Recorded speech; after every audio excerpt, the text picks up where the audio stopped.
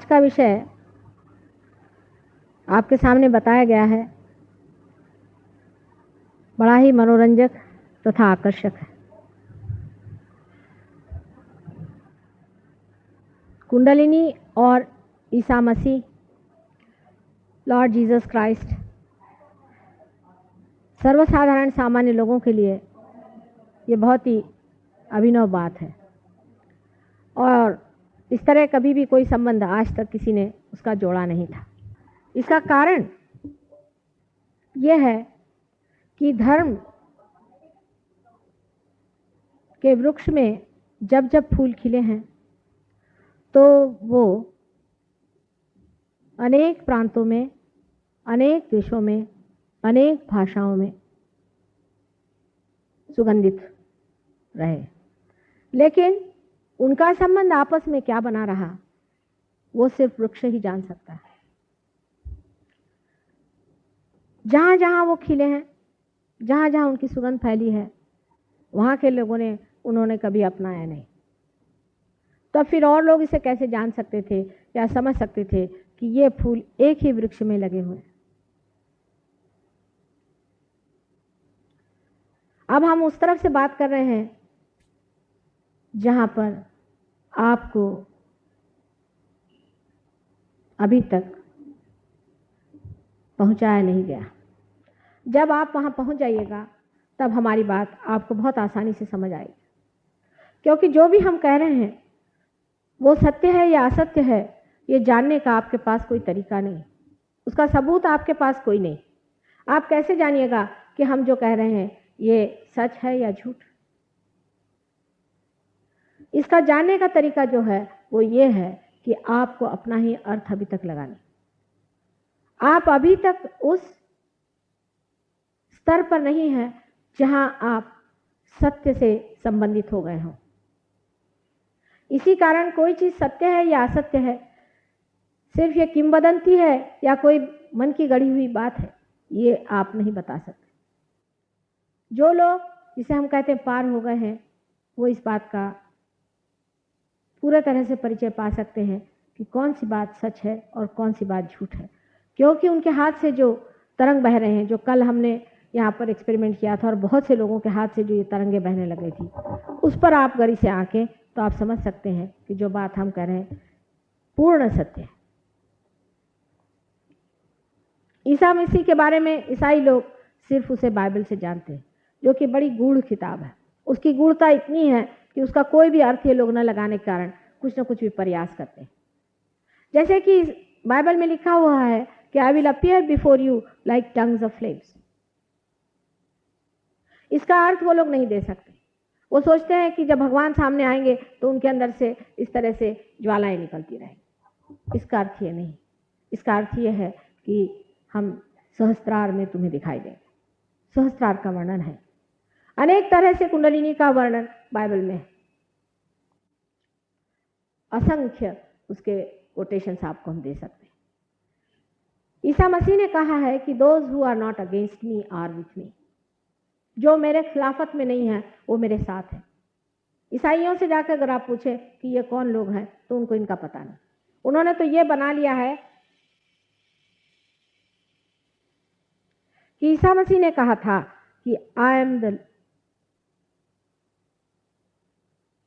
The path, I am the door. मैं रास्ता हूं और मैं दरवाजा हूं। लेकिन यह नहीं कहा था कि आई एम द डेस्टिनेशन, कि मैं मंजिल हूं। यह बात उन्होंने नहीं कही थी। अगर उन्होंने कहा था मैं रास्ता हूं और मैं दरवाजा हूं तो फिर मंजिल कोई और होती। इतने गूढ़ भाषाओं में बात करने के बाद भी उस जमाने के जो दुष्ट लोग थे, 4 साल के अंदर, सिर्फ 4 साल उनको जीने दिए, 4 साल के अंदर उन्हें क्रॉस पे चढ़ा दिया गया। और आज भी जो लोग उनको मानते हैं और कहते हैं कि हम उनके धर्म का पालन करते हैं, वो भी हर दिन उनके सारे जो तत्व हैं उनकी बलि चढ़ाते रहते हैं। जैसे मैंने आपसे कल कहा था कि हिंदू लोग भी उतने ही बेवकूफ़ हैं जितने मुसलमान, उतने ही ईसाई।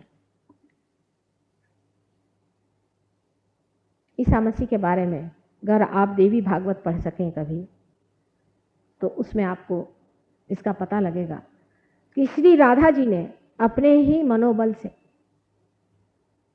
इनका निर्माण किया है, जिसका नाम उन्होंने महाविष्णु बनाया है। इसको 2 हिस्से में एक अंडाकृति उन्होंने बनाया था। इस अंडाकृति का जो बेस है वो श्री गणेश है। श्री गणेश ही मूलतः जीसस क्राइस्ट की शक्ति है। और जो दूसरा अंडाकृति का भाग है वो जिसे हम षडानंद कहते हैं, षण्मुखानंद कहते हैं, इसको कार्तिकेय कहा जाता है, वो हिस्सा। इस पूर्ण अंडे में जो प्राण है वही ईसा मसीह है। पूर्ण ब्रह्म तत्व ओंकार जो है वही ईसा मसीह है। कुंडलिनी का सारा ही अस्तित्व उनकी वजह से है कहना चाहिए, और वही कुंडलिनी के आधार पर बैठे रहते हैं। श्री राधा जी ने इनको जन्म किया था। ये आपको अगर आप देवी जी का पुराण पढ़ें तो पता होगा, पर मार्कंडेय को पढ़ने के लिए हमारे आज के मॉडर्न लोग कहाँ तैयार हैं।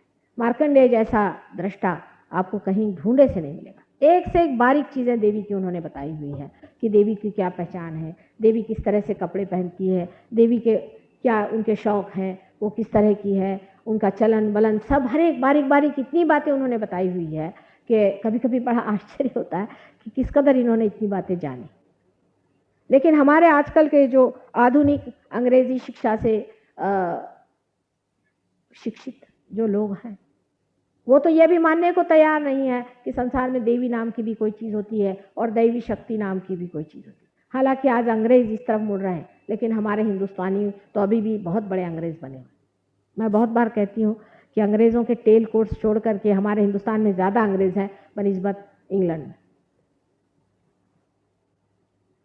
मार्कंडेय पुराण मेरे ख्याल से आप लोगों में से बहुत ही कम लोगों ने पढ़ा होगा, लेकिन उसमें अगर आप पढ़ें तो महाविष्णु की स्थापना उस पर आप अगर ध्यान दें तो आप समझ जाइएगा कि ये पूरे क्राइस्ट का ही या ख्रिस्त का ही पूरे वर्णन है।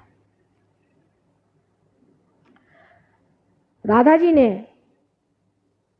स्वयं अपनी शक्ति से, जो कि महालक्ष्मी की शक्ति है, इन्हें बनाया है। और उनकी माँ जो मेरी थी वो और कोई नहीं थी, बस आपको सीधे सीधे समझ लेना चाहिए कि श्री राधा जी स्वयं थी। स्वयं साक्षात श्री राधा जी ने ही उनको जन्म दिया था। रा माने एनर्जी, शक्ति, और धा माने धारने वाली। जिसने शक्ति को धारण किया वो राधा है। राधा ये महालक्ष्मी का स्वरूप है। राधा जी का संसार में अवतरण हुआ था। जो पहले सीता जी थी वही राधा जी हुई, और राधा जी ने ही गणेश जी को अपने गोद लेकर के, क्योंकि राधा जी तो महालक्ष्मी का अवतरण है और गणेश जी महाकाली ने बनाए हुए थे गौरी स्वरूप होकर के। उन्होंने अपने गोद लेकर के उनको ये विशेष स्वरूप दे करके ख्रिस्त बनाया। अब जो ख्रिस्त शब्द है ये भी कृष्ण से आया है, क्योंकि इनके पिता कृष्ण हैं, इसलिए इनको ख्रिस्त कहा गया। बहुत समझने की बात है।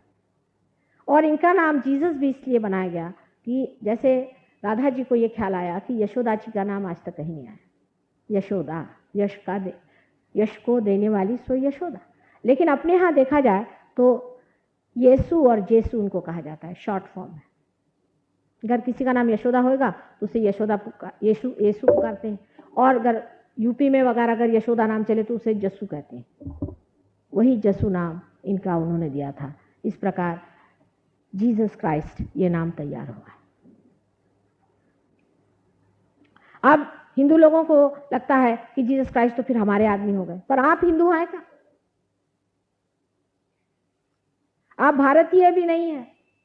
और हिंदुत्व का मतलब कोई चीज को लेकर झगड़ा करना हिंदुत्व नहीं होता है।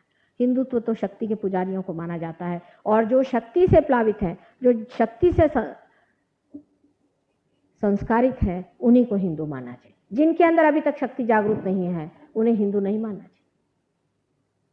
इस प्रकार आप समझ सकते हैं कि जीसस क्राइस्ट ये श्री राधा जी के बनाए हुए वैकुंठ के समय के एक बहुत बड़े अवतरण है। इनके बारे में ये वर्णन है कि राधा जी ने इनको बनाया, उसमें से फिर उनके 2 हिस्से किए गए। एक हिस्सा तो उन्होंने इसी तरह से छोड़ दिया जो श्री गणेश का हिस्सा था, और जो दूसरा हिस्सा था उसी को विशेष रूप दे करके उस अंडे को उन्होंने एक बालक का रूप दे दिया। फिर ये बालक बहुत सालों तक रोता रहा। उसको अपने पिता की याद आई। जब उसके पिता ने उसे देखा, मतलब श्री कृष्ण ने जब उन्हें देखा तो उन्होंने उसको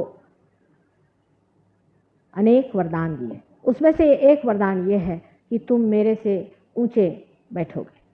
देखिए, विशुद्धि चक्र हमारा यहाँ है और आज्ञा चक्र हमारा यहाँ, किंतु ब्रेन में विशुद्धि चक्र यहाँ है। ब्रेन के अंदर विशुद्धि चक्र के जो सीट है वो यहाँ पर है, पर चक्रों की दृष्टि से श्री कृष्ण का चक्र ये है और उसके ऊपर यहाँ पर आज्ञा चक्र है जहाँ जीसस क्राइस्ट बसते हैं। दूसरी बात उन्होंने कही कि तुम सारे संसार का आधार रहो। तीसरी बात उन्होंने कही कि मैं जो कुछ भी अपनी पूजा में पाता हूँ उसका 16वां हिस्सा तुम्हारे पास पहले ही चला जाता है। इस प्रकार अनेक वरदान देने के बाद विराट ने, श्री कृष्ण ने उनको इस संसार में अवतरण लेने की अनुज्ञा दी। जब ईसा मसीह अपने पिता की बात करते हैं तब वे कृष्ण की बात करते हैं, विराट की बात करते हैं। उन्होंने हमेशा अपने पिता की बात की क्योंकि उनके पिता उनके साथ संसार में अवतरित नहीं हुए थे। उनकी माँ साक्षात महालक्ष्मी थी, आदिशक्ति थी। उसी को उन्होंने होली घोस्ट कहा हुआ है, लेकिन उस वक्त उन्होंने होली घोस्ट की बात इसलिए नहीं की, अपने माँ को होली घोस्ट या कोई देवी के रूप में उन्होंने दुनिया से नहीं जताया, क्योंकि अगर उस वक्त के दुष्ट राक्षसों को यह पता हो जाता कि यही होली घोस्ट है तो उसके पीछे पड़ जाते। अगर ऐसी हालत आ जाती तो जीसस क्राइस्ट खुद इतने बिगड़ जाते कि उनकी जितनी भी संहार शक्तियां हैं उन्हें लेकर के वो तहस नहस कर देते। जीसस क्राइस्ट के पास 11 रुद्र हैं, माने 11 संहार शक्तियां हैं। वो हमारे माथे पर 11 संहार शक्तियां हैं।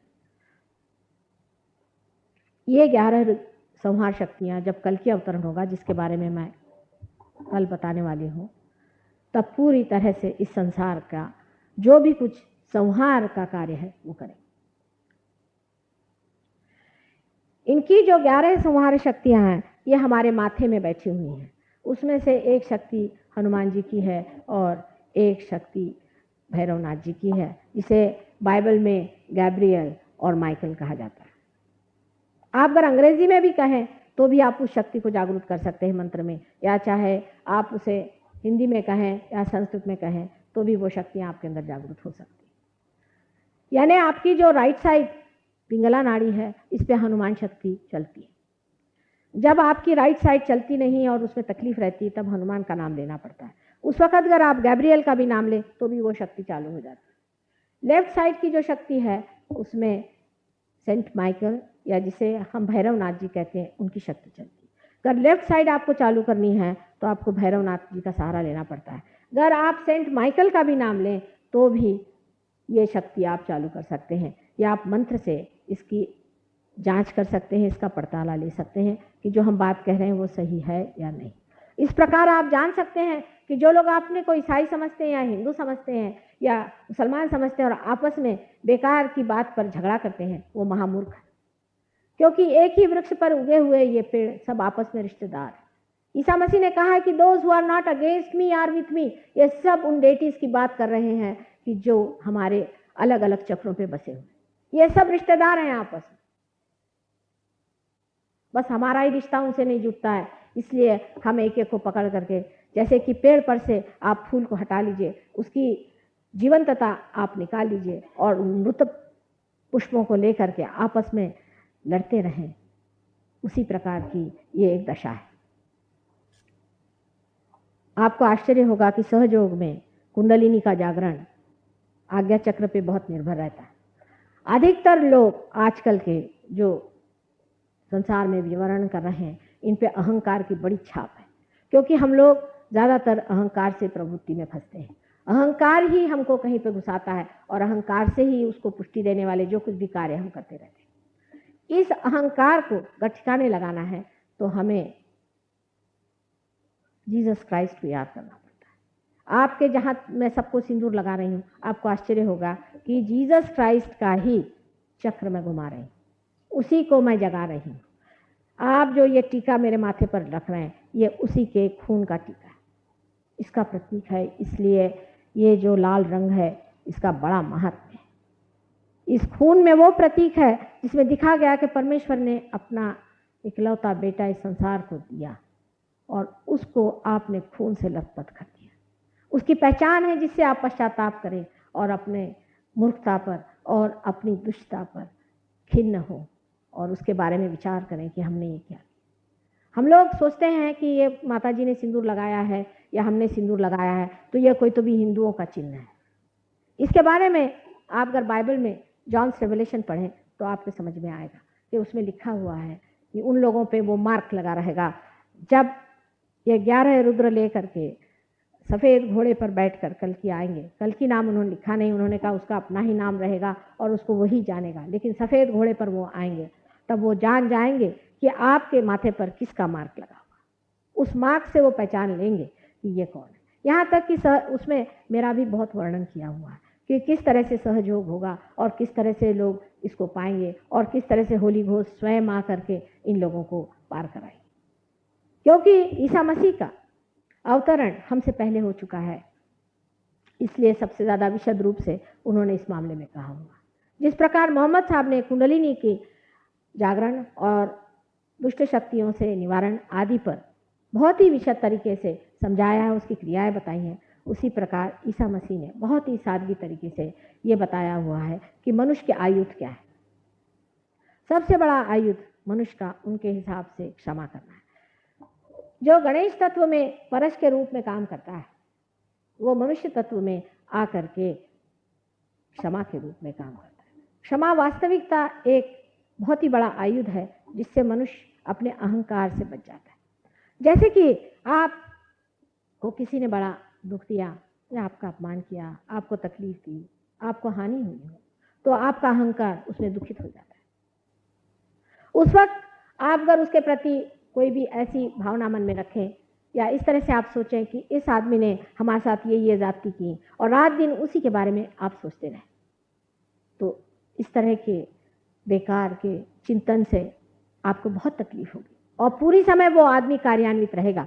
हालांकि वो इस चीज़ को भूल गया हो और उसका कोई भी असर आप पर न रहा हो, लेकिन आप उस बात को याद कर करके बार बार अपने को दुखी करते रहेंगे और उसके ही हाथों में खेलते रहेंगे। और जब हम कहते हैं कि सबको क्षमा कर दीजिए, सबको क्षमा करना ही मनुष्य का परम साधन है, तब हम करते भी क्या? ये भी एक बड़ा भारी असत्य है कि हम क्षमा करते हैं तो क्या करते हैं, एक मिथ है। क्या करते हैं? किसी को आपने कहा हमने क्षमा कर दिया, क्या किया आपने? कुछ नहीं किया, आपने अपने ही को बचा लिया है दूसरे के तकलीफ से और दूसरे के चिंतन से। जब तक आप उस आदमी का दुखदायी चिंतन करते रहेंगे आप स्वयं दुखी रहेंगे। इसलिए क्षमा करना हमारा एक बड़ा ही सीधा सरल साधन है जिससे हम अपने को दूसरों के आतंकों से बचा लेते हैं। ये एक बड़ा भारी साधन ईसा मसीह ने दिया। ईसा मसीह के पास वो शक्तियां हैं, मैंने आपसे कहा कि जिसमें 11 रुद्र बसे हुए, लेकिन उन्होंने अपने को क्रॉस पे टांग लिया, क्रूस पे टांग लिया। किस लिए टांगा उन्होंने अपने को क्रॉस पर? जब उनके पास सब शक्तियां थी, वो सबको हनन कर सकते थे और सबको खत्म कर सकते, और साक्षात जहाँ उनके साथ आदिशक्ति उनकी माँ रोती हुई खड़ी हुई थी, उससे बर्दाश्त नहीं हुआ, क्योंकि आखिर मनुष्य जन्म में थी, उसे बर्दाश्त नहीं हुआ कि सारी शक्तियाँ मेरे में निहित होते हुए भी मेरे बच्चे को इन लोग क्रॉस पे चढ़ा रहे और मुझे आज ये नाटक दिखाने के लिए यहाँ खड़ा होना है। वास्तविक बात यह है कि ऐसे लोग कोई ना दुख झेलते हैं ना कोई सुख में लपटते हैं। इनके लिए सारा खेल है और नाटक है, ये सिर्फ खेल खेलते हैं। और आकर के संसार में उन्होंने क्रॉस पे चढ़ के ये दिखाया कि कितने बड़े महामूर्ख लोग थे जिन्होंने उनको सूली पर चढ़ाया। इसीलिए वो गधे पे सवारी करते थे, और इसका मतलब यह है कि उनकी सवारी हमेशा गधे पे ही रही। इसका सीधा प्रत्यंतर यह है कि जब आप में सर में दर्द हो, बहुत ज़्यादा तकलीफ हो, पीड़ा हो, तब आप ये कहें कि हमने सबको क्षमा कर दिया। आप कोई दवा मत लीजिए, कोई आप उस पर इलाज मत करिए, सिर्फ आप करिए कि सब दुनिया के जितने भी लोग हैं जिन्होंने हमें सताया या जिस आज तक सताते रहे, सबको हमने क्षमा कर दिया। आप देखिए आपका सर दर्द चला जाए। विशेषकर सहयोगी जो कि इस कुंडलिनी शक्ति से प्रज्वलित हैं, उनके लिए तो इतने जल्दी काम होता है, क्योंकि आपके अंदर क्षमा स्वरूप जो ईसा मसीह है वो जागृत हो गए। अब देखिए कि इनकी जो जगह है आज्ञा चक्र पे है, आज्ञा चक्र हमारे अंदर जो ऑप्टिक चाइज्मा है, जहाँ हमारी आंखों की दोनों नर्व्स क्रॉस करती हैं, उस जगह बीचों बीच एक पॉइंट है। अभी इतना सूक्ष्म है कि डॉक्टर लोग इसे नहीं देख सकते, लेकिन वहां पर एक बड़ा ही सूक्ष्म सा दरवाजा है, इसीलिए उन्होंने कहा था कि आई एम द डोर। ये इतना अति सूक्ष्म दरवाजा है कि इससे अंदर से गुजरने के लिए ईसा मसीह जैसे व्यक्ति को इस संसार में आकर के गुजरना पड़ा, क्योंकि हमारे अहंकार की वजह से हमने उनको मारा, क्योंकि हम बर्दाश्त नहीं कर पाए कि कोई इंसान भगवान बन के कैसे आया है, कोई इंसान बन करके कहता है कि मैं भगवान हूं। ये मनुष्य बर्दाश्त नहीं कर पाता है और इसीलिए उसने उसको मारा था। उन्होंने कौन सी बुराई की थी? उन्होंने दुनिया भर के लोगों को अच्छा किया, दुनिया भर को अच्छी बातें सिखाई, सबको सिखाया कि तुम कायदे से चलो, अच्छे से चलो, अपने जीवन को सुव्यवस्थित बना। उन्होंने प्रेम की भाषा अपने आप करते रहे और हमने उन्हें द्वेष और तकलीफ और परेशानियां दी। लेकिन जो लोग आपको गंदी बातें सिखाते हैं और पाप कर्म में लगाते हैं और आपसे बताते हैं कि गंदे काम करते रहो और जितने करते रहोगे उतने भले बनोगे, ऐसे जो आपको बेवकूफ बनाते हैं, उनकी रात दिन हम किताबें पढ़ते हैं और उनके चरणों में जाते रहते हैं। आज देख लिए आजकल के जमाने में जो गुरु लोग हम मानते हैं, एक से एक बढ़ के बिलंदर लोग हैं या नहीं है। उनके लिए हम अपने पैसे लुटाते हैं, उनके लिए दुनिया भर की चीज हम करने के लिए तैयार हैं, और अगर कोई ऐसा सच्चा आदमी आके खड़ा होता है उसको क्रूस पे चढ़ा देते हैं। इस तरह के महामूर्ख अहंकारी लोगों को एक बहुत बड़ा लेसन देने के लिए, उनको एक बड़ी भारी शिक्षा देने के लिए स्वयं साक्षात परमेश्वर ने इस संसार में अपने इकलौते एक बेटे को भेजा और उसको आपने क्रॉस पे चढ़ा दिया। या आपके अकल के नमूने देखिए जो आपने तारे तोड़े हुए हैं, और इसी प्रकार आप हर बार करते आए। पहले कोई भी इनकारनेशन आया तो इसी प्रकार मनुष्य करता गया और हमेशा सत्य से भागता, असत्य को पकड़ता गया और सत्य से भागता रहा। आज मैं सुनती हूँ लोग शिरडी बहुत जाते हैं, हालांकि अब वहां से साईनाथ उठ गए, वहां इतनी गंदगी कर रखी, वहां नहीं, लोग शिरडी जा रहे हैं। शिरडी इसलिए है क्योंकि आज साईनाथ यहाँ मौजूद नहीं है। जब शिरडी के साईनाथ थे तो उनको खाने को नहीं था। आज सब लोग शिरडी में जाएंगे, क्यों? क्योंकि मर गए हैं तो ठीक ही है, क्योंकि अब शिरडी साईनाथ तो हमारे गले में बंध गए। हमारे शिरडी साईनाथ आपके कहां से हो गए? यह मनुष्य की महामूर्खता जो है कि जो मर गया उसके पीछे दौड़ना, इस महामूर्खता और इस अहंकार के लिए ही ईसा मसीह ने अपने को बलिदान दिया। और आज भी मनुष्य उसी मूर्खता में बहा जा रहा है। जो साक्षात है, जो सामने है, प्रमाण है, उसे छोड़ करके और ऐसी चीज के पीछे दौड़ता है जो मर गया, खत्म हो चुका, और आज उसका स्थान कहीं और। आपने देखा है कि बहुत से शिरडी के यहाँ पे भक्त आए थे, उनसे पूछा गया कि पूछो साक्षात माता जी आप शिरडीनाथ हैं, तो उनके अंदर वाइब्रेशंस आए। सही बात है, जब भी कोई इनकारनेशन आया तब उससे अगर पूछा जाता तो आपको इसका उत्तर मिल जाता, लेकिन जब भी कोई आया तो आप पिछला जो मरा हुआ उसे लिए बैठे रहे और उसी के सहारे चले, क्योंकि आज वो जिंदा नहीं है, इसलिए अच्छा है हमारे हाथ में। जैसे ज्ञानेश्वर जी की मैंने आपको किस्सा सुना कि ज्ञानेश्वर जी का यहाँ बड़ा भारी मंदिर बनाया हुआ। हमने कहा कि हमें मनन करने दीजिए, उन्होंने कहा कि नहीं साहब यहाँ आप दिंडी कर, यहाँ नाचिया। मैंने कहा वो करते थे क्या? ये जो सामने तुमने मूर्ति बना के रखी हुई है ये क्या करते थे? तो कहने लगे कि इनकी बात, और ये तो कोई विशेष थे। और मैंने कहा तुम क्या दिंडी करने के लिए पैदा हुए? जिंदगी भर में मनन करने के लिए उन्होंने कहा है, परमात्मा को पाने के लिए कहा है। अविद्या का जो कारण है, मूल कारण है, आपके अंदर प्रकाश नहीं, इसके लिए कहा है, उसको करो। तुम ये क्यों करें? नहीं माता जी आपकी बात ठीक है, लेकिन ये तो यहाँ नहीं हो सकता। हमने कहा अगर वो आज यहाँ होते तो हम उनसे बात करते, हम तुमसे कहाँ पड़ गए तुम्हारे पास। उन्होंने हमें मनन नहीं करने दी, ना मेडिटेशन सिखाने दिया, ना कुछ करने का, नहीं यही करी।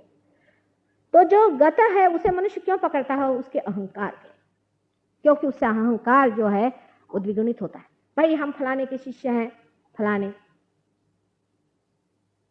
लेकिन जो साक्षात प्रमाण सामने खड़ा है उसको अगर आप नहीं लीजिएगा तो आपका पेट कैसे भरने वाला है? आपकी पूर्ति क्या होने वाली है? इसको तो आप सोचिए। कभी कभी अपना स्वार्थ भी सोचना चाहिए, माने अपने स्वकार्थ सोचना चाहिए।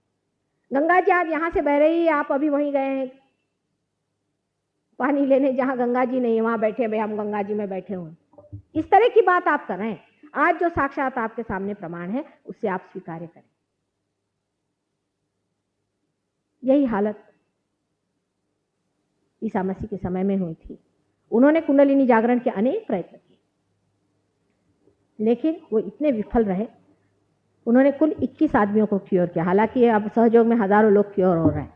वो हजारों को कर सकते थे, लेकिन उनके जितने शिष्य थे वो भी महागधे थे, वो भी किसी काम के नहीं थे। उन लोगों ने सिर्फ ये सोचा कि ईसा मसीह सबको क्योर करने वाले आदमी हैं और ये हीलिंग करते हैं, चलो इसको भी पकड़ ला उसको भी पकड़ ला। उन्होंने कहा भैया 21 से ज़्यादा को मैं नहीं करने वाला, बस बहुत हो। जब उनको उन्होंने पानी पे चलते देखा, क्योंकि वो प्रणव है, ओंकार है, इसलिए पानी पे चलते थे, और कुंडलिनी भी ओंकार ही। वो जब पानी पे चलते देखा तब भी उन पे विश्वास नहीं किया इन लोगों ने। किसी मुश्किल से 12 मछुआरे उन्होंने इकट्ठे किए थे, और क्या करते, मछुआरों से तो ज्यादा कोई मिलते नहीं। अब हमारे ही इसमें ग्रुप में देख लीजिए आप, उस वक्त 12 मछुआरे बड़े मुश्किल से मिले। अब आजकल मछुआरों को अगर कुंडली नहीं समझाया जाए तो कैसी समझाई जाए, तो उस वक्त का आप भी समझ सकते हैं कि उनसे कौन बात करे। आजकल तो लोग अति बुद्धिमान हो गए, उस वक्त ये निम्न कोटि के थे। उनको किसी तरह से समझाया भी, बताया भी, तो भी वो समझने वाले नहीं थे। वो तो बस ये चाहते थे कि आप इसको ठीक करिए, उसको ठीक करिए। जैसे आप हमारे सहयोग में भी होता है कि किसी आदमी को पार किया, फौरन वो कहेगा माँ देखिए मेरी एक बहन है, उसके पति के फलाना हो गया है, आप उसको ठीक करेंगे। वो फिर जितने गांव में बीमार आदमी होंगे सबकी लिस्ट लेकर के आए। क्यों? क्योंकि ये एजेंट हो गए हमारे फौरन, अब एजेंसी ले ली। ये भी सब अहंकार के ही प्रॉब्लम्स है, सारे ही अहंकार के प्रॉब्लम्स है। मनुष्य को समझना चाहिए कि अहंकार बड़ा ही सूक्ष्म है। अब दूसरा तरीका है कि आप अपने अहंकार से लड़ो, वो भी तरीका ठीक है। अहंकार से लड़के आप कभी जा नहीं सकते। अहंकार अपने आप अंदर शोषित होना चाहिए। जब आपका चित्त कुंडलिनी पर बैठा हुआ, ब्रह्मरंध्र को छेदता हुआ जब उस विराट में मिल जाता है, तब अहंकार उस विराट का ही असली अहंकार है। विराट ही अहंकार है। आप लोगों में अहंकार जो है झूठा है। आप क्या करते हैं? अहम करोति सा अहंकार। आप क्या करते हैं? पूछिए अपने से, आप क्या करते हैं दुनिया में? अरे कुछ मरी हुई चीज है, उसका दूसरा फॉर्म दे दिया, ये कौन सा बड़ा काम करते हैं? एक फूल से आप फल बना सकते हैं क्या? पहले अपने से सवाल पूछिए। ये नाक, ये मुंह, ये सारा सुंदर शरीर आदि आपको मिला हुआ है, ये कैसे मिला? आप अमीबा से इंसान हुए, वो कैसे हुए? कितने सुंदरता से आपको पता भी नहीं चला, आपको ये सब मिल गया। परमात्मा की अनंत असीम कृपा कि उन्होंने आपको बनाया और इस मनुष्य देह धारणा दी। उसके प्रति कृतज्ञता के सिवा और क्या मनुष्य दे सकता है? उसके प्रति श्रद्धा के सिवा और मनुष्य दे ही क्या? आप आज तक कर ही क्या रहे? आपने कौन सा जीवंत कार्य किया है? एक वो ट्यूब बेबी लेकर के, कहीं से जीवंत चीज लेकर के, जीवंत किसी तरह से पाल पोस करके उसको बड़ा किया, तो मनुष्य को इतना अहंकार हो। वो भी जो मूलतः जीवंतता नहीं लाए, वो मूलतः तो कहीं से जीवंतता ला करके जैसे हम क्रॉस करते हैं उस तरह से क्रॉस कर दिए। कितना अहंकार मनुष्य को हो गया। चंद्रमा पे पहुंच गए तो कितना अहंकार उसे, जिसने और सूर्य जैसे हजारों ग्रह गोल बना करके रख दिए, उसके आगे आपका अहंकार होती है क्या चीज? आपका अहंकार है झूठा है, लेकिन उसका अहंकार सच्चा है। वो जो महत अहंकार है, अहम करोति माने है, वो ही करता है। ये मैं कभी कभी जो मजाक में बताती हूँ कि एरोप्लेन में जाने वाले कुछ लोग अपने सर पे सामान उठा लिए। लोगों ने पूछा कि आपने सर पे सामान क्यों उठा लिया? तो उन्होंने कहा कि हम ये जो एरोप्लेन है उसका कुछ बोझा हल्का कर रहे हैं। उसी प्रकार आपका अहंकार है। अहंकार आपका जो है झूठा है। आप कुछ भी नहीं करते हैं, आपने आज तक कुछ भी नहीं किया है। जो भी किया है वो सब विकृत। उसी को करने दीजिए जो करने वाला है और जो करता है। सिर्फ आप उसके अंदर के इंस्ट्रूमेंट हैं। जैसे ये आज इंस्ट्रूमेंट मेरे सामने खड़ा हुआ है, ये कुछ भी नहीं करता, ये आप जानते हैं। मैं ही बोल रही हूँ, मैं बोल रही हूँ, और ये सिर्फ बीच में साक्षी स्वरूप खड़ा हुआ, ये जो एनर्जी उसको खींचे चला जा रहा है। इसी प्रकार आप भी परमात्मा के एक इंस्ट्रूमेंट हैं। उसने आपको बनाया है, उसकी शक्ति आपके अंदर से बहने दीजिए और आपका जो अर्थ है वो लगा लीजिए। इसलिए इस अर्थ को लगाने के लिए आज्ञा चक्र पे, जो कि सबसे कठिन चक्र है, सबसे सूक्ष्म तत्व जो ओंकार का है, प्रणव का, वही साक्षात इस संसार में उतरा और वही साक्षात श्री जीसस क्राइस्ट। अब कुंडलिनी का इतना ऐसा ही संबंध है जैसे चंद्र का चंद्रिका के साथ या सूर्य का सूर्य किरणों के साथ। कुंडली ने अपनी शक्ति से, गौरी ने अपनी शक्ति से गणेश को क्रिएट किया था, अपने ही मनोबल से और अपनी ही तपस्या से, अपनी ही पुण्याई से उसने गणेश बनाए थे। जब गणेश इस स्थिति पे आ गए कि वो अवतरण ले सकें, तब ईसा मसीह का जन्म हुआ है। अब वहाँ पर बड़ा बड़ा ये इंग्लैंड के लोग तर्क लगाते हैं कि इनका जन्म इस तरह से कैसे हो सकता है, जिसको कि वो लोग कहते हैं कि डिवाइन कंसेप्शन, ये कैसे हो सकता है। मैं कहती हूँ इन मनुष्यों को कितना समझ में आता है, कितनी बात समझ में आती है। क्या वो कभी सोचते भी हैं कि किसी बी में अंकुर कैसे फूटता है, आप श्वास कैसे लेते हैं, आपका चलन वलन कैसे होता है, आपके ब्रेन में एनर्जी कहाँ से आती है, आप किस तरह से संसार में आए हैं, ये सबका किसी का आपने निदान लगाया है पृथ्वी के अंदर में, भूगर्भ में। आप कहते हैं कि इसमें गुरुत्वाकर्षण शक्ति है, लेकिन वो कहाँ से आई, इस पर जरा विचार करें आप। जैसे कि छोटे बच्चे अपने को एकदम से शिवाजी समझने लग जाए, उसी प्रकार कुछ मुझे बचपना सा लगता है मनुष्य के इस विचार। ये जो शक्ति हमारे अंदर लगती है कि क्रियाशील है, ये सब माया है, ये सारा भ्रम है। आपने अभी तक जाना नहीं, इस भ्रम से तोड़ना होगा आपको। जब तक आपका ये भ्रम नहीं टूटेगा, आप इसी भ्रम को सत्य मान के बैठेंगे। और ये महाभ्रम आपके अंदर है कि आप ही सारे कार्य को करे जा रहे हैं, और उसको तोड़ने के लिए एक मानव देह संसार में लाना जरूरी था। क्योंकि जब भी कभी संसार में मनुष्य ने या किसी भी जीव प्राणियों ने उत्क्रांति के ओर कदम उठाने की कोशिश की, तब तब अवतरण संसार में आए। स्वयं आपको मालूम है विष्णु जी ने अवतरण लिया और आकर के संसार में श्री राम जैसे वन वन घूमे, और आपको समझाने के लिए, आपकी चेतना में एक नया आयाम लाने के लिए कि एक आदर्श राजा कैसे होता है, उन्होंने इतना बड़ा नाटक खड़ा कर दिया।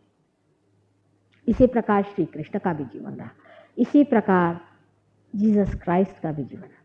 पर सारे जीवन भर उनका अगर आप देखा जाए तो एक ही चीज लक्षित होती है, और वो है आपकी बेवकूफियां, आपकी महामूर्खता, जिसके कारण आपने एक इतने बड़े तत्व को सूली पर चढ़ा दिया। यानी यहां तक वो मूर्खता जाहिर हो गई, इतनी जबरदस्त मूर्खता जाहिर हुई कि उस वक्त ये भी कहा गया था कि अगर इसकी जगह एक अगर चोर है, उसी को सूली दे दिया जाए, या तो चोर को छोड़े या इसे। तो ये जो जू लोग आज अपने को बहुत अक्लमंद समझते हैं, उन्होंने ये कहा कि नहीं, जीसस क्राइस्ट को दो सूली पर। आज इन जू लोगों की क्या हालत है आप जानते हैं, किस दुर्दशा में फंसे रहे। एक कितना बड़ा महान पाप इन्होंने किया है अनादिकाल से, वो क्या इनका धुल सकता है? अभी भी उसी अहंकार में लोग पड़े हुए हैं, उसी अहंकार में पड़े हुए हैं, और अभी तक यही सोच रहे हैं कि ये जो पाप कर्म और ये जो चीजें हमने की हैं, वो हमने बड़ा ही बड़ा पुण्य काम कर दिया। अभी भी अगर वो माफी मांगे परमात्मा से कि तुम्हारे तत्व को ही हमने फांसी पे चढ़ा दिया, तुम्हारा जो महान तत्व था उसी को हमने खत्म कर दिया, हे प्रभु हमें क्षमा करो, तो अब भी उनको माफी हो सकती। पर मानव के लिए माफी मांगना बड़ी कठिन बात है। वो एक से एक दुष्टता करते जाता है। कौन आदमी ऐसा है दुनिया में कह सकता है कि इन्होंने संतों को वर्ण किया? नानक साहब को देखिए कि इस कदर सताया गया है, कबीर को देखिए इस तरह सताया गया। कोई दुनिया का महान व्यक्ति आज तक इस संसार से दुख उठाए बगैर नहीं गया, और उसको दुख देने वाले मनुष्य है। लेकिन अब दुनिया बदल गई है, मैं आपसे बता रही हूँ, सतयुग की शुरुआत हो गई। आप कोशिश करके देख लीजिए, किसी भी संत साधुओं को आप दुख नहीं दे सकते, बहुत हो गया। अब वो चलने वाला नहीं है। उसका कारण है कि ईसा मसीह ने ये एक बड़ी भारी संसार में शक्ति संचारित कर दी है कि अब किसी भी दुष्ट को सताने वाले को शिक्षा होगी। उनके एकादश रुद्र आज सज्ज हो गए, और जो भी इंसान किसी भी साधु संतों को सताने की कोशिश करेगा उसका सर्वनाश हो जाएगा। किसी भी साधु संतों को सताने की कोशिश करना ये महान पाप है, यह आपको समझ लेना चाहिए, और ईसा मसीह के उदाहरण से जान लेना चाहिए कि ये मूर्खता हम फिर से नहीं करेंगे। ये मूर्खता हमने की तो हम चूक गए, और हम हमेशा के लिए खत्म। अब कोई भी आदमी अपने को अवतार कहे तो उसे अवतार नहीं मानना चाहिए, ये बात जरूर है।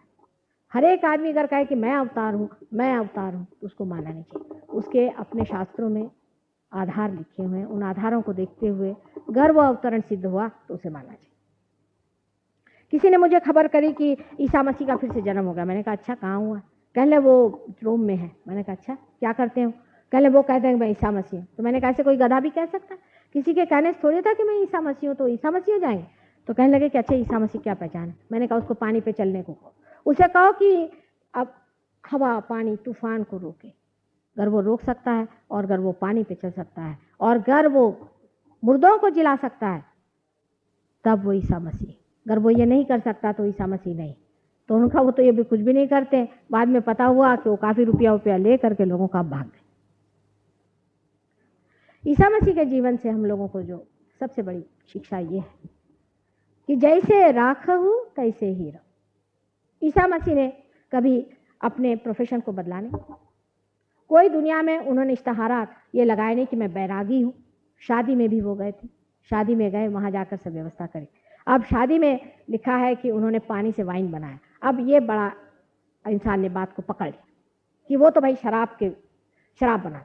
वाइन का मतलब अभी भी इजराइल में अगर आप जाएं या हिब्रू भाषा में द्राक्ष का रस होता है, शराब नहीं होता। ये तो बाद में किसी की अकल लगी कि इसको फर्मेंट करना चाहिए और शराब करना चाहिए।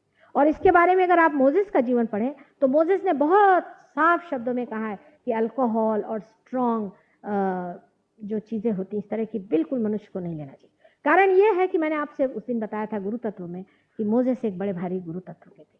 जितने भी गुरु हो गए हैं वो क्योंकि नाभि चक्र पे उनका काम है और नाभि के आसपास वो रहते हैं, जहाँ पे वॉइड है उस जगह पे वो रहते हैं, और उसका क्योंकि लिवर पे असर आता है, इसलिए हमेशा हर एक गुरु ने, फिर वो नानक हो, चाहे वो कबीर हो, और चाहे वो आपके मोसेस हो, इब्राहिम हो या सोक्रेटिस हो, सब ने शराब की मनाही की। क्योंकि उनका तत्व यह है, जिसका जो कार्य है वो करता है। गुरुओं का कार्य यह है कि आपको धर्म में स्थापना करना, इसलिए उन्होंने शराब की मनाही की। और जिनका कार्य दूसरा है, जैसे ईसा मसीह का जो कार्य था वो था आपके आज्ञा चक्र को खोलना, आपके अहंकार को तोड़ना, वो कार्य उन्होंने किया। जो मेरा कार्य है वो मुझे करना है कि आपकी कुंडलिनी जागृत करनी है और आपकी कुंडलिनी को सहस्त्रार में तोड़ना है। पर क्योंकि ये समग्रता का कार्य है, मुझे हर एक के बारे में कहना पड़ता है। मुझे ईसा मसीह के बारे में कहना है, नानक के बारे में कहना है, जनक के बारे में कहना है, और उसी प्रकार मुझे राम कृष्ण आदि सब जो भी संसार में अवतरण हुए हैं उनके बारे में, और शिवादि वगैरह जो हमारे अंदर शक्तियाँ हैं सबके बारे में कहना है। क्योंकि आज समग्रता का समय है और इसलिए समग्रता की बात होगी। इस पर भी आप देखिए, आपको आश्चर्य होगा कि सहयोग कम से कम शहरों में, गांव में ऐसी बात नहीं, शहरों में इसी तरह से धीरे धीरे फैलता है। क्योंकि सत्य को पाना और सत्य को लेना मनुष्य के बस का नहीं। यह आपने इतिहास से देख लिया। और आज भी मनुष्य बदलने क्यों वाला है, आज भी उसी दशा में। सिर्फ फर्क इतना ही है कि आज जो मनुष्य जितना अस्त व्यस्त अन्यमनस्क है उतना कभी भी नहीं था। और इसीलिए कहा गया है कि कलियुग में ही यह कार्य होने वाला है। नल दमयंती आख्यान में वर्णन है कि एक बार नल ने कली को पकड़ा था और कली ने कहा कि भाई तू मुझे अगर मार डालना चाहे तो मार डाल, लेकिन तू मेरी महिमा पहले सुन ले, मेरा एक महात्म्य है उसे तू सुन ले। तो उसने कहा तेरा क्या महात्म्य है कली? तो कली ने कहा मेरा ये महात्म्य है कि आज जो गिरिकंदरों में बड़े बड़े साधु सन्यासी आदि लोग मुझे परमात्मा को खोजते फिर रहे हैं, वो कलियुग में ही इसे पाएंगे और बहुत बड़े तादाद में इसे पाएंगे। और इसका सारा जो कुछ भी न्याय है, जजमेंट है, वो कलियुग में होगा। सहज योग यही लास्ट जजमेंट है, जिसको कि बाइबल में कहते हैं कि the last judgement of the truth. Sahaja Yoga में आने के बाद में ही आपका न्याय होता है कि आप ट्रुथ पे खड़े हैं या नहीं, लेकिन उस पर स्थिर होना चाहिए। अगर आदमी उस पर स्थिर नहीं हुआ तो फिर डिग जाएगा, क्योंकि ये सत्य पाने पर भी उस पर टिकना मनुष्य के लिए कठिन होता है। बहुत से लोग मुझसे पूछते हैं कि माँ हम कब स्थिर हो गए, कब हमें मानना चाहिए कि हम स्थिर हो गए। ये तो ऐसा ही सवाल है जैसे कि एक पानी में से निकल के आप नाव में चले गए। अच्छा, अब आप कब स्थिर हुए? जब अब आपको लगा कि आप स्थिर हो। आप अगर साइकिल चला रहे हैं, शुरू में तो आप डगडगा रहे हैं, आप कब स्थिर हो गए? जब आपको लगा कि आप स्थिर हो गए। ये तो आप ही को अपना न्याय करने का है कि आप स्थिर हो गए या नहीं हो गए। जब आप स्थिर हो जाते हैं तब निर्विकल्पता आपके अंदर स्थापित हो जाती है। जिस वक्त हमारी कुंडलिनी आज्ञा चक्र से नीचे आती है तब तक हम निर्विचारिता में नहीं आ सकते। जो पहला समाधि का स्थान है निर्विचारिता, वो स्थापित नहीं होता। जैसे ही कुंडलिनी इस आज्ञा चक्र को लांघ जाती है, यानी ईसा मसीह ने जो दरवाजा हमारे लिए खोल दिया, जहाँ की ईसा मसीह का ही नाम लेने से, उन्हीं की लॉर्ड्स प्रेयर कहने से ही ये आज्ञा चक्र खुलता है। और वो खुलने के बाद हम निर्विचारिता के क्षेत्र में, माने डेस्टिनेशन, इसे कहना चाहिए कि परमात्मा के साम्राज्य में चले जाते हैं, जो कि लिम्बिक एरिया हमारे ब्रेन में है। उसमें यह सातों चक्र और भी जो उपचक्र हैं सारे विराजमान हैं। जब तक मनुष्य उस स्थिति में नहीं जाता तब तक उसके अंदर निर्विचारिता भी स्थापित नहीं। आज्ञा चक्र की खराबी होने का सबसे बड़ा कारण है आंखें। आंखों को मनुष्य को बहुत संभाल के रखना चाहिए। आंख बड़ी भारी महत्वपूर्ण चीज है। दूसरा उसका कारण है माथे का टिकाना। इसीलिए ईसा मसीह ने कहा था कि किसी के सामने माथा नहीं टिकाओ, क्योंकि किसी के सामने माथा टिकाने का मतलब है न जाने आप किसके सामने अपना सारा जो कुछ कमाया हुआ वो खोने वाले हैं, न जाने किस चोर के सामने अपना माथा टिकाएंगे। इसलिए उन्होंने कहा किसी के सामने माथा टिकाने की जरूरत है। आप जानते हैं कि सहज योग में भी मैं हमेशा कहती हूँ कि जब मैंने आपको कुछ दिया नहीं, आप मेरे पैर पे क्यों आ रहे हैं। लेकिन अपने महाराष्ट्र में खासकर दर्शन लेने की बड़ी बीमारी है। हर किसी से आप कह दीजिए कि भाई एक गांव में हम गए थे, वहाँ करीबन कोई 5-6 हज़ार लोग थे। तो मैंने कहा बाबा इतने लोग पैर पे आएंगे तो बहुत टाइम लगेगा। जरा कहा कि पैर पे नहीं आइए, दर्शन नहीं लेना, तो सब लोग रूठ गए कि माता जी हमसे क्या नाराज हो गए, हमें पैर पे क्यों नहीं लेते। उस आदमी के सामने अपना माथा झुकना चाहिए जो साक्षात परमेश्वर का प्रतिनिधि है। ऐसे वैसे अरे गहरे नत्थों के सामने अपना माथा नहीं झुकना चाहिए। ये बहुत ही महत्वपूर्ण बात है। जैसे ही अपना माथा आप गलत जगह झुकाते हैं, आपका माथा उल्टा हो जाता है। और इसी कारण आप जानते हैं कि ज्यादातर आजकल के लोगों का आज्ञा चक्र खराब रहता है। अगर आपका माथा किसी गुरुजनों के सामने नहीं झुका है, किसी महान पुरुषों के सामने नहीं झुका है आपका माथा, और अगर ऐसी जगह झुका है जो कि गलत लोग हैं, कोई गलत गुरु हैं, तो आपका आज्ञा चक्र खराब जाएगा। आंखों की जितनी भी बीमारियां होती हैं उसमें से बहुत सी बीमारियां इस कारण होती हैं क्योंकि हम अपना जो आज्ञा चक्र का तत्व है उसे नहीं संभालते। आज्ञा चक्र का मुख्य तत्व यह है कि मनुष्य को अत्यंत पवित्र चीजें पढ़नी चाहिए। जो कुछ अपवित्र है उसे नहीं पढ़ना चाहिए। लोग कहते हैं उसमें क्या है, हम वहां चले गए, अब हमको तो सभी से बात करनी पड़ती है, हमारा धंधा ऐसा, तो आपकी आंखें भी खराब हुई। जो चीजों से आपकी आंखें खराब होती हैं वो चीज आप क्यों पढ़ते? गलत आदमियों की तरफ देखने से भी अपनी आंखें खराब हो जाती है। कल मैंने आपसे बताया था कि ईसा मसीह ने एक कहा था कि आपसे कहा है कि thou shalt not commit adultery, but I tell you thou shalt not have adulterous eyes. ये बड़े जोर के साथ उन्होंने कहा कि आंख में अगर एडल्ट्री है तो आपकी आंखें कमजोर हो जाए। इसका यह मतलब नहीं कि अगर आपने चश्मा लगाया तो आप गलत आदमी। किस उम्र के बाद तो चश्मा लगाना ही पड़ता है, ये तो जीवन का नियम ही है। लेकिन आंखें खराब होने में बहुत सारे कारण होते हैं, उसमें से ये भी एक कारण है। अब बहुत से लोग हैं उनका चित्त जो है वो पूरी समय क्षिप्त रहता है, यूं इस तरह से दौड़ते रहता है। वो 1 मिनट भी अपनी आंख स्टेडी नहीं रख सकते, पूरी समय आंख यूं यूं यूं यूं चलती रहेगी और उनको ये भी नहीं पता चलता कि वो आंख क्यों घुमा रहे हैं। बार बार इधर देखेंगे उधर देखेंगे, क्या देख रहे हैं परमात्मा ने।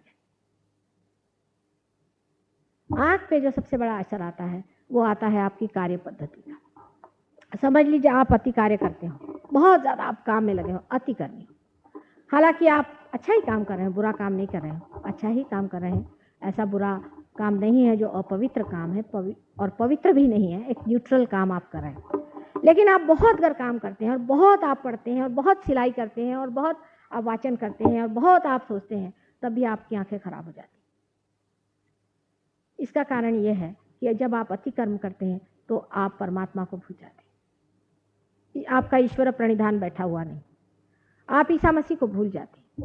वो पढ़े लिखे नहीं, उन्होंने एक अक्षर भी नहीं पढ़ा हुआ, वो एक भी स्कूल में नहीं गए थे, वो एक कॉलेज में भी नहीं गए थे, ना उन्होंने कभी कोई शिक्षक देखा था। लेकिन आज उनके नाम से यूनिवर्सिटीज खोली हुई हैं, बड़े बड़े उनके थियोलॉजिकल कॉलेजेस बने हुए हैं, और वहाँ थियोलॉजिकल कॉलेज में प्रोफेसर बना बना करके बड़े बड़े चर्चेस बना लिए। उन चर्चेस में ये सब, मेरे ख्याल से इनको तो सबको जोकर ही कहना चाहिए, मेरे को तो जोकर ही लगते हैं। क्योंकि जो आदमी ग्रेजुएट होता है परमात्मा का वो तो ठीक है, लेकिन जिन्होंने कोई ग्रेजुएशन ही नहीं करा, जिन्होंने परमात्मा से कोई दीक्षा ही नहीं पाई, वो अपने बड़े बड़े आपस में तामझाम लगा करके और सोचते हैं कि वाह हम कितने बड़े आदमी हैं, और बड़े सीरियसली वो चले जाते हैं। यानी बड़े बेवकूफ जोकर्स हैं। जब आपके अंदर अभी तक आत्म साक्षात्कार भी नहीं हुआ, जब आपके अंदर अभी तक ज्ञान की रेखा भी नहीं आई, जब आपके अंदर प्रकाश भी नहीं आया, तब आप इस तरह का ढोंग और ढकोसला क्यों करते? आप इस तरह से बन के घूमते हैं कि जैसे कोई आप बहुत बड़े महात्मा हैं और आप उसमें इलेक्शन होते हैं।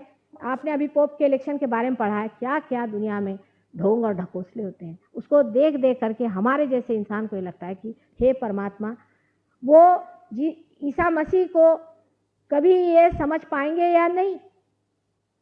पहले तो उन्होंने क्रूसीफाई किया और अब आज उनका मजाक बना रहे हैं, उनका नाटक बना रहे हैं। हमारे यहाँ भी ऐसे बहुत से जो शंकराचार्य बन के घूम रहे हैं, वो भी हमारे यहाँ बड़े बड़े, आजकल मैंने सुना एक शंकराचार्य जी सोने का अपने मुकुट बना रहे हैं और सोने का वो बड़ा भारी छत्र बना रहे हैं, क्योंकि उन्होंने सोचा कि पोप के पास है तो मेरे पास क्यों नहीं। वो ऐसा छत्र सर पे ढक से गिरेगा कि ठिकाने लग जाएंगे सारे शंकराचार्य। जो आदि शंकराचार्य थे उनके पास में इतना भी पैसा नहीं था कि अपने माँ के शव को जलाएं, और आज ये जो शंकराचार्य हैं ये अपनी संपत्तियां जोड़ रहे हैं, पैसा जोड़ रहे हैं, और हम लोग जो अपने को बड़े अक्लमंद समझते हैं और उस शंकराचार्य से हम लोग दीक्षित हैं, वो लोग आज इन लोगों के पेट भर रहे हैं। अब कुंडलिनी का संबंधी कहाँ यहाँ आता है बताइए। कुंडलिनी जो है ये अत्यंत पवित्र और सत्य चीज, ये ढकोसलेबाजी या कोई दुकान चलाना नहीं है, ये अत्यंत सत्य है।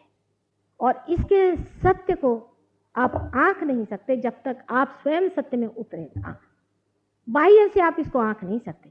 इसको पाने के लिए आपको स्वयं सत्य से तादाद में पाना होगा और सत्य से तदाकारिता लानी पड़ेगी। जब आप सत्य से एकाकार हो जाएंगे तब आप जानेंगे कि ये ही परम सत्य है, कि आप उस परमपिता परमेश्वर के एक साधन है जिसके अंदर से ये एनर्जी बहने वाली है, और इसमें से आप उस एनर्जी के साधन है, उस शक्ति के, उस प्रेम की शक्ति के साधन है, जिससे प्रेम शक्ति सारे संसार में संचालित होने वाली।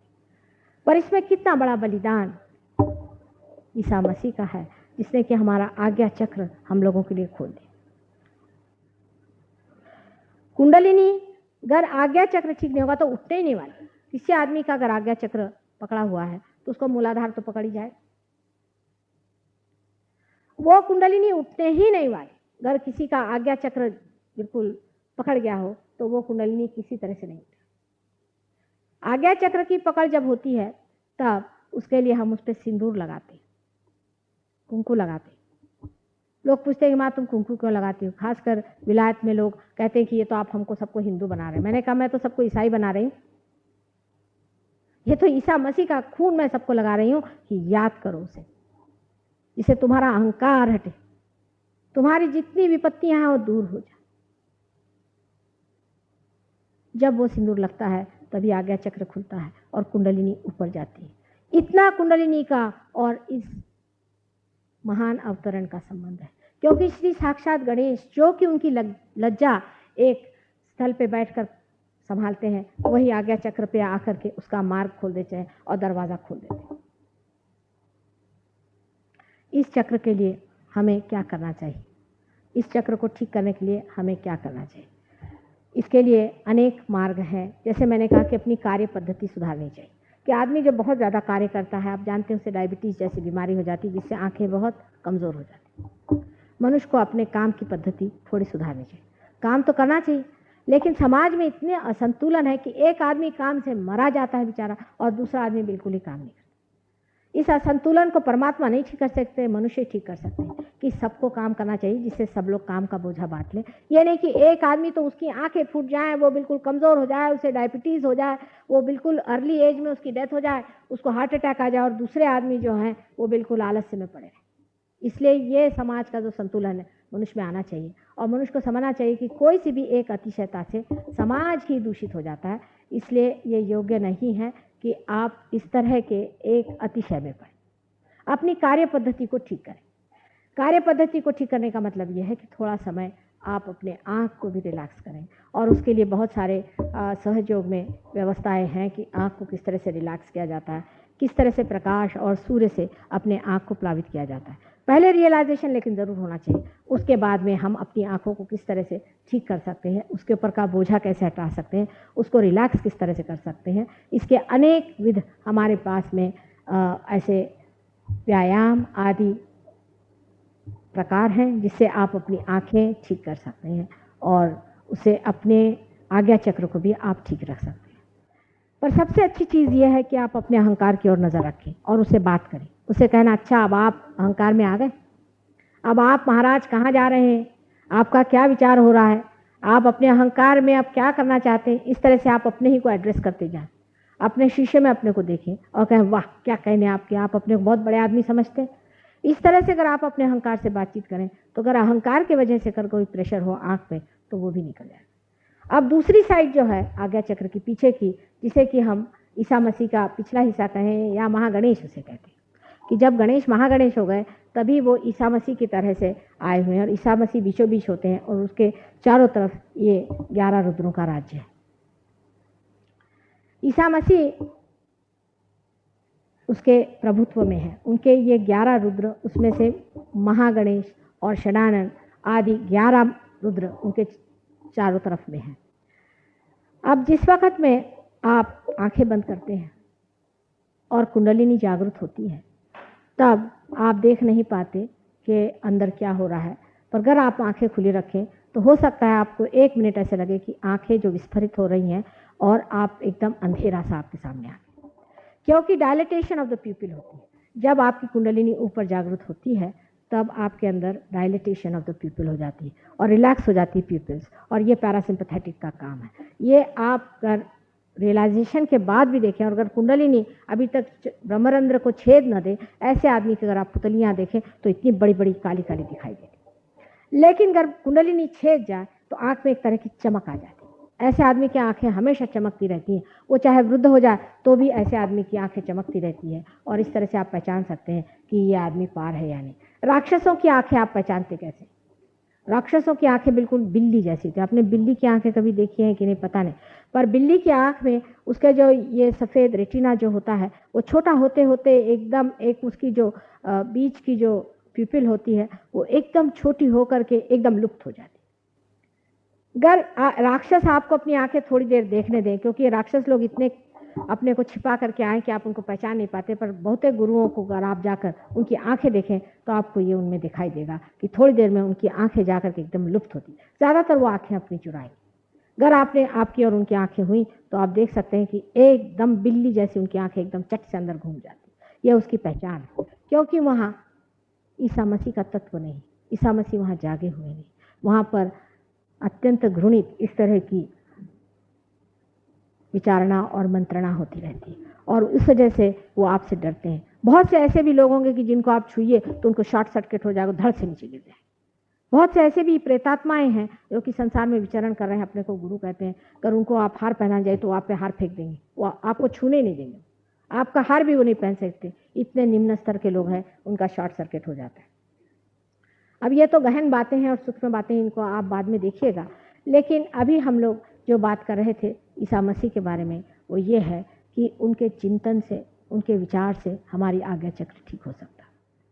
लेकिन उनका चिंतन वो नहीं कि जिन्होंने उनके बारे में इस तरह की मनहूस प्रणालियां बना दी।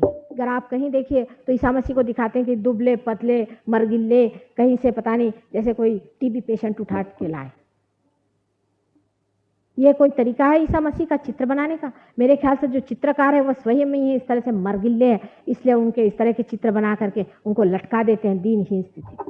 वो अत्यंत बलशाली और बड़े तेजस्वी पुरुष थे, और दिखने में इतने सुंदर और तेजस्विता उनके अंदर थी, और वो बहुत पुष्ट रुष्ट पुष्ट आदमी थे, और ना तो बहुत ऊंचे थे ना बहुत शॉर्ट थे, लेकिन एक साधारणता, एक अच्छे हाइट के आदमी थे, और अत्यंत उनमें तेजस्विता थी, और बदन और उनके अंदर बाहुबल बहुत ज़्यादा था।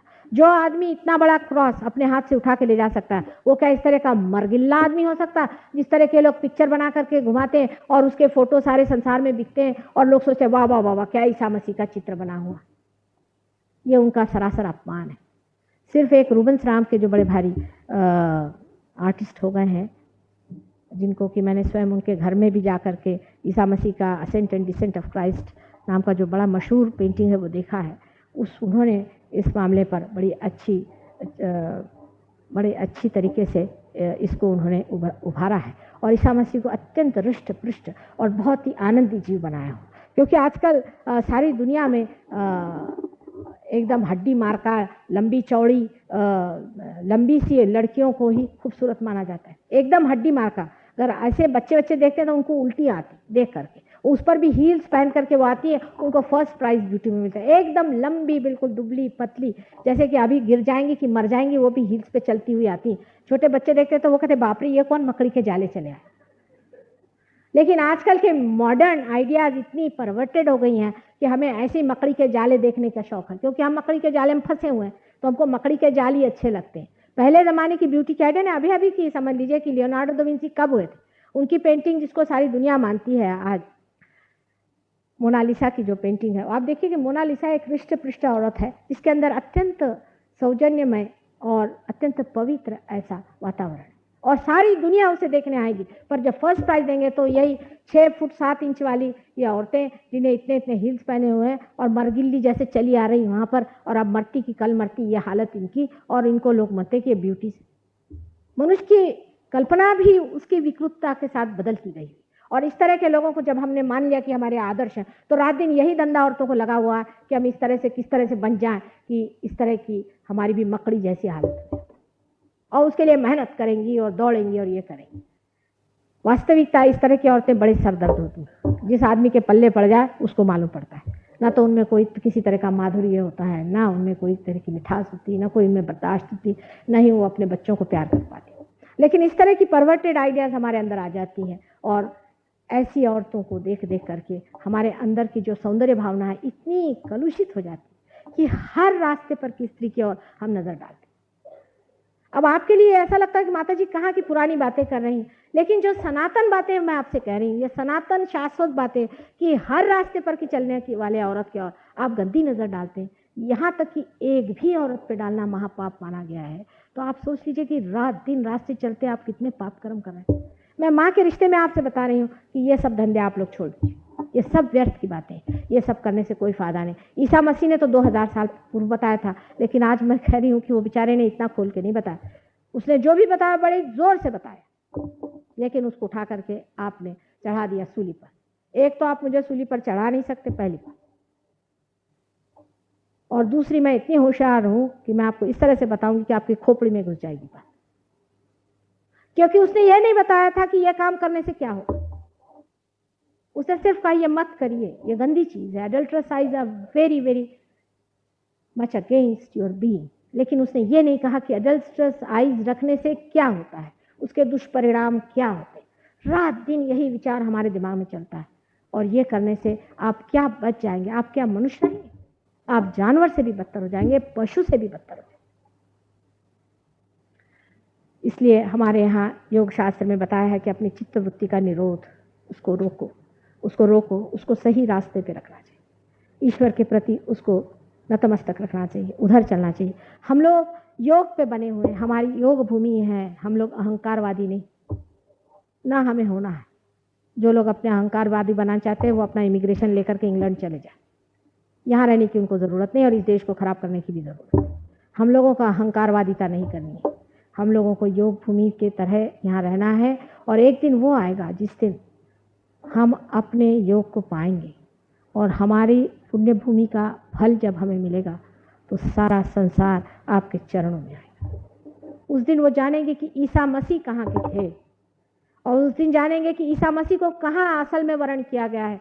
आज भी अपने भारत भूमि में स्त्री की बहुत इज्जत है, नारी जाति की बहुत इज्जत है, और आज भी माँ को माँ माना जाता है और बहन को बहन माना जाता है। वो यहाँ आकर समझेंगे कि ईसा मसीह का सबसे ज़्यादा आदर और अनुसरण इस देश में होता है, न कि उन देश में जो अपने को क्रिश्चियन नेशंस बन के घूमते।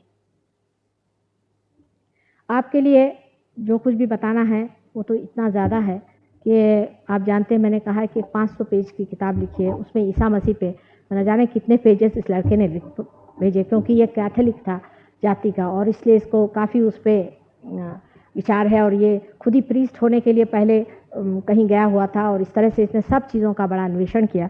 और जब इसने समझ लिया कि ईसा मसीह ये हमारे ही अंदर बसे हुए हैं और हमारे ही अंदर है, और जब तक हमारा पुनर्जन्म नहीं होता, ईसा मसीह ने कहा है कि you are to be born again. ये जो बर्थ होता है दूसरा, ये कुंडलिनी के ही मार्ग से होता है, और कुंडलिनी जब तक जागृत नहीं होगी आपका फिर से जन्म नहीं हो सकता। जब तक आपका दूसरा जन्म नहीं होगा तब तक आप परमात्मा को नहीं जानेंगे। आप नए सिरे से बाइबल पढ़ें, पार होने के बाद पढ़ें, आपको आश्चर्य लगेगा कि सारे इसमें सिवाय सहयोग की महती गाने के और ईसा मसीह ने कुछ किया है।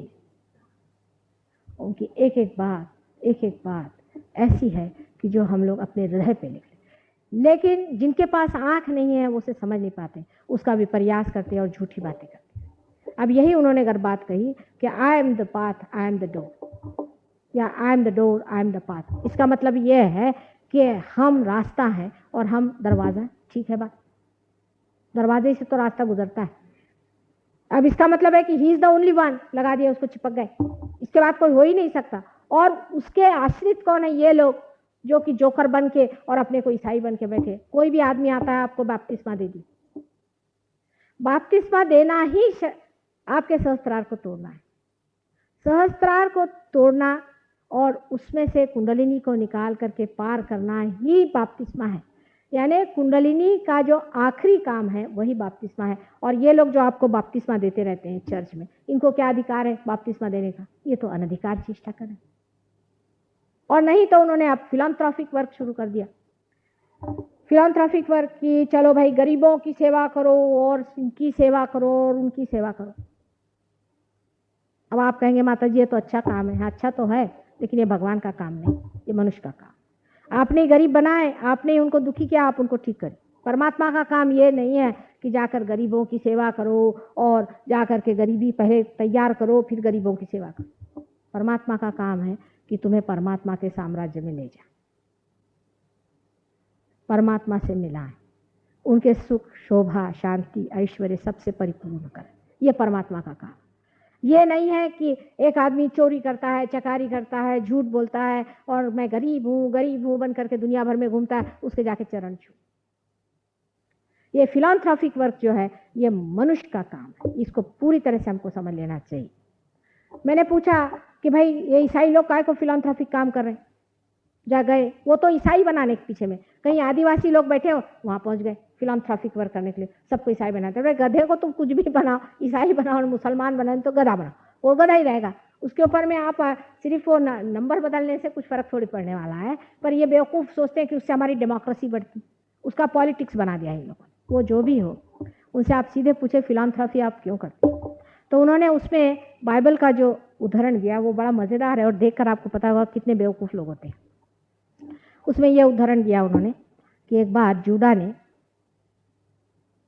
मारी मगदलीनी ने एक तेल, बहुत महंगा तेल खरीदा और वो लाई और ईसा मसीह से कहने लगी कि मैं चाहती हूँ कि तुम्हारे शरीर को मैं इससे मालिश करूँ। तो जूडा ने कहा कि भाई इनके शरीर पर इतना महंगा तेल क्यों तुम वेस्ट कर रही हो, ये तो बेचकर गरीबों को बांट दो। वो थे ना फिलैंथ्रोपिक, उन्होंने अंत में आपको मालूम है ईसा मसीह को पकड़वा दिया था।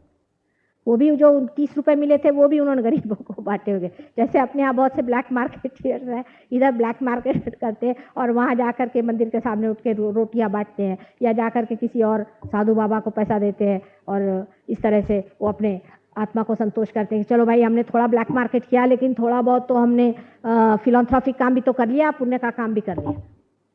तो उसी प्रकार उन्होंने कहा कि ये जो पुअर लोग हैं उनको तुम दे दो, जूडा साहब देगा। तो ईसा मसीह ने उस वक़्त ये जवाब दिया कि this poor are for ever but I am for a short time.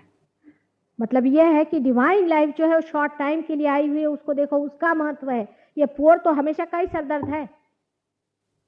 और बहुत रईस लोगों के लिए भी उन्होंने कहा था कि it is easy for a camel to pass through the nose of a needle but it is an impossibility for a rich man to go enter into the kingdom of God. ये दोनों extremes को उन्होंने through out अपने life में बताया कि ये दोनों एक्सट्रीम्स को आप खत्म करें। और ईसाई लोग इस एक्सट्रीम पे तो भी है, नहीं तो उस एक्सट्रीम पे तो भी। अब वो फिलैंथ्रोपिक काम करें, अपने यहाँ भी बहुत से लोगों ने उनको देखे मिशन खड़े करें, और इस मिशन से जो लोग आते हैं पार नहीं होते, वो कहते हैं माँ हम तो इतना मिशन का काम करें। हाँ करो, सरकारी तौर से करो, प्राइवेट तौर से करो। आप इसको कहो कि ये सार्वजनिक कार्य है, सबको अच्छाई है, इसके लिए यहाँ बहुत से नाम भी हैं, सोशल वर्क कहो इसे। लेकिन परमात्मा का ये कार्य नहीं, मिस अप्रोप्रिएशन करने की कोई जरूरत नहीं। परमात्मा का कार्य तो अबाधित बहता है। जैसे अब लोग कहेंगे माँ अभी तो लोगों की बीमारी ठीक करते हैं, हम कुछ करते धरते थोड़ी है, वो तो ठीक हो जाते हैं अपने आप। हम कुंडलिनी को जागरूक करते ठीक हो जाते। हम कोई उसका कार्य नहीं कर रहे हैं कि हम जाकर के कहीं अस्पताल में पहुंचे, वहाँ 25 बीमारों को ले आओ, उनको ठीक करो। ये तो अपने आप ही घटित हो जाता है, क्योंकि ये हमारे अंदर से बहने वाला जो प्यार है उससे कोई ठीक हो जाता हो जाए। ईसा मसीह ने भी लोगों को ठीक किया था, क्योंकि उसके अंदर से बहने वाली जो एनर्जी थी उसे लोग ठीक हो गए। लेकिन वो जाकर के किसी की चरण सेवा वहां करने बैठे नहीं थे। इस बात को पूरी तरह से मनुष्य को समझ लेना चाहिए। जो गलतियां इन लोगों ने की है वो आप लोग मत करिए। आपका कार्य है कि आप स्वयं आत्म साक्षात्कार प्राप्त करें। आत्म साक्षात्कार प्राप्त करने के बाद आपके अंदर ये सब शक्तियां स्वयं जागृत हो जाती। माने आप किसी की बीमारी ठीक कर सकते हैं। हमारे यहाँ बहुतों ने कैंसर तक ठीक किया, सही बात, इसमें कोई झूठ नहीं। कैंसर सिर्फ सहयोग से ही ठीक हो सकता है, ये भी बात सही। अभी यहाँ जिन्होंने मेरे गले में हार डाला था, ये देवी जी ने 50 लोगों को ठीक किया। मैंने उससे कहा छोड़, तू क्यों करती इनको ठीक, क्योंकि वो करते करते फिर उनके दिमाग में ये आया कि ये लोग तो किसी काम के नहीं, ठीक होने के बाद चले गए। ये तो परमात्मा को खोजते नहीं, इनको तो ये है कि परमात्मा का उपयोग सिर्फ इसलिए करें कि हमारी बीमारी ठीक हो जाए। इनको ये नहीं है कि परमात्मा को पाया जाए। परमात्मा ऐसे शरीरों को भी क्यों ठीक करेगा जो परमात्मा के दीप नहीं है। आप क्या ऐसे दीप ठीक करते हैं जो किसी काम के नहीं हो? ऐसे ही दीप स्तंभ लगाए जाते हैं कि जो सारे संसार को प्रकाश दे। परमात्मा में भी अकल है, वो कोई ऐसे नहीं है कि ऐसे बेवकूफ़ों को और ठीक करते फिर। जिन मनुष्य में इस चीज़ की शक्ति नहीं है कि परमात्मा का प्रकाश फैलाएं और परमात्मा का मार्ग सुधारें और उनके लिए लोगों को कुछ विशेष रूप से दान दें, वैसे लोगों को कोई भी परमात्मा कोई भी इस तरह की चीज़ नहीं देना चाहते जो ये काम नहीं करते। जो लोग अपने को ऐसे गलत रास्ते पर रखे हुए हैं कि हम बड़ा भारी फिलॉन्थ्रॉपिक काम कर रहे हैं, हम बड़ा देश कार्य कर रहे हैं। अभी एक साहब ने मुझे फ़ोन किया कि मैं गया था वहाँ राहत देने लोगों को। मैंने कहा वही देते रहिए आप, आपके लिए वही ठीक है। फिर किसी की मैं आंखें ठीक करने गया था, वो करते रहिए, उसमें कोई हर्ष नहीं। आप करिए, एज ऑफिशियल करिए या एज अ ह्यूमन बीइंग करिए, एज अ सोशल वर्कर करिए, पर ये परमात्मा का काम कभी भी नहीं है। इसलिए आप परमात्मा से समझ जोड़े। हर एक चीज़ आप परमात्मा से लगा देते हैं। यहाँ तक मैंने देखा, यहाँ एक आदमी साईनाथ बीड़ी करके बेच रहा। अरे कोई चीज़ की कोई हद होनी चाहिए। हर एक चीज़ आप परमात्मा से लगा देते। साईनाथ बीड़ी, साधना साबुन, बताइए कोई चीज़ का। और विष्णु छाप हिंग, लक्ष्मी छाप हिंग, बताइए क्या इन लोगों ने मजाक बना रखा है भगवान का। और क्या आपको इससे क्या लाभ होने वाला? पहले माँ इसलिए हम कहते कि हमारे लिए शुभ होएगा। शुभ माने क्या? हम पैसा ज्यादा कमाएंगे। कभी नहीं कमाने वाले आप। इस तरह के आप धंधे करिएगा तो आपको बहुत तकलीफ होगी। ये तो अपमान है साक्षात लक्ष्मी का कि उसको हींग बना दी। इसी प्रकार के अनेक काम मनुष्य करता है जिसको कि मिस अप्रोप्रिएशन होता है। और इसी प्रकार हमने ईसा मसीह के साथ भी यही खेल किया हो। हमें पता होना चाहिए कि ईसा मसीह न किसी की प्रॉपर्टी है, न किसी की संपदा है। ये सारे मानव जाति के उद्धारार्थ और कल्याणार्थ इस संसार में आया हो। परमेश्वर का ओंकार तत्व है और इस ओंकार तत्व ने अपना बलि वही चढ़ा सकते थे और कोई नहीं। बाकी जितने बाकी अवतरण हुए उनके शरीर पृथ्वी तत्व से बने हैं, लेकिन इनका शरीर भी प्राणव तत्व से बना था, इसीलिए इनका रिजरेक्शन हुआ। अब रिजरेक्शन होने के बाद तब उनके जितने भी शिष्य थे उन्होंने माना कि हाँ भाई ये तो था ही, क्योंकि हमने उनको शरीर सदेह उठते देखा। उसके बाद माना। फिर उनको रियलाइजेशन देने के लिए कौन आया? फिर वो लगे इधर उधर के काम करने, ये करने वो करने, और दुनिया भर की चीज और ईसा के नाम से चिल्लाना और चीखना उन्होंने शुरू कर दिया। जब ये सब चीखना चिल्लाना शुरू किया तो उनके अंदर भूत आ गए और वो नाना तरह की भाषाएं बोलने लगे, नाना तरह की बातें करने लगे। और उसको बाइबल में उन्होंने लिख रखा। अब सब लोग ये सोचते हैं कि अंदर में भूत आना ही एक ईश्वरी आत्मा का आशीर्वाद है।